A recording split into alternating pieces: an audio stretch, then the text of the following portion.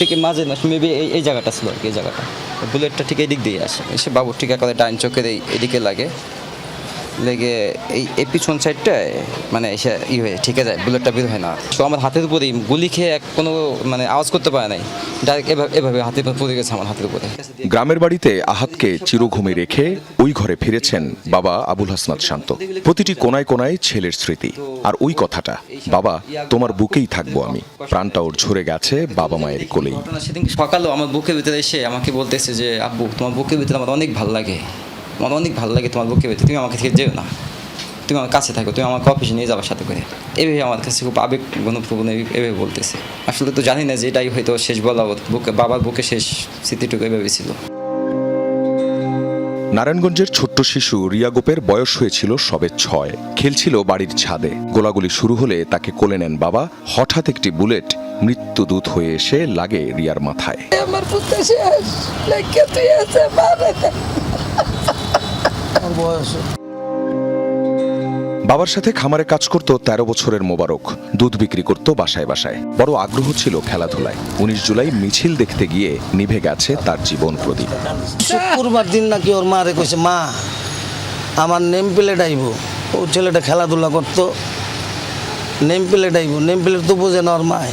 Name plate আইলো, আমার ছেলের ডেথ সার্টিফিকেট আর মেডিকেলের সার্টিফিকেট আর আজিমপুর গুরুস্থানের সার্টিফিকেট সব আল্লাহ সার্টিফিকেট আইছে, আমার বলার নেম প্লেট আইছে। টিয়ার শেলের ধোঁয়া ঘরে আসছিল, তা ঠেকাতে জানালা বন্ধ করতে যায় 11 বছরের সামির। তখনই একটি গুলি এসে বিদ্ধ করে তাকে। ঘরেই মৃত্যুর কোলে ঢলে পড়ে 5ম শ্রেণী পড়ুয়া শিশুটি। 20 জুলাই বিকেল টিয়ার শেলের গ্যাসে রাজধানীর চিটাগাং রোড এলাকা ধোঁয়াচ্ছন্ন। খোঁজ পাওয়া যাচ্ছিল না 10 বছরের হোসাইনের। রাতে ঢাকা মেডিকেলে লাশের স্তূপের নিচে পাওয়া যায় তার মরদেহ। 18 জুলাই নরসিংদীতে গুলিবিদ্ধ হয়ে প্রাণ যায় 14 বছরের তাহমিদের। 9ম শ্রেণীতে পড়ত সে।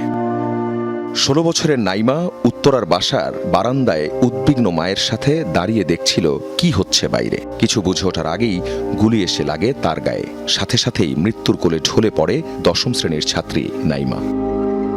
যাত্রাবাড়ি এলাকায় রাস্তায় পড়ে থাকা আহত একজনকে হাসপাতালে নিয়ে যাচ্ছিল 16 বছরের ইফাত। হুট করে গুলি লাগে বুকের বাঁ পাশে। চলে যায় ইফাতের প্রাণটাও।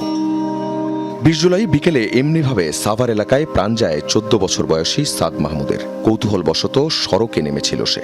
একটু ফুটবল খেলতে পছন্দ করতো। তখন আমি ওরে বলছি যে ভাই তুই কোথাও যাইস না, আমি আইসা তোরে বোট কেনার টাকা দেবো, তুই কোথাও যাবি না। আমি ফিরে আইসা আমি আমার ভাইটাকে আর পাই নাই ভাই। আমার ভাইকে আমি পাইলাম লাস্ট আপনার গ্রিন লাইফ হাসপাতালের আইসিইউর বেডে ভাই। আমি আর আমার ভাইটাকে ফিরে পাই নাই ভাই।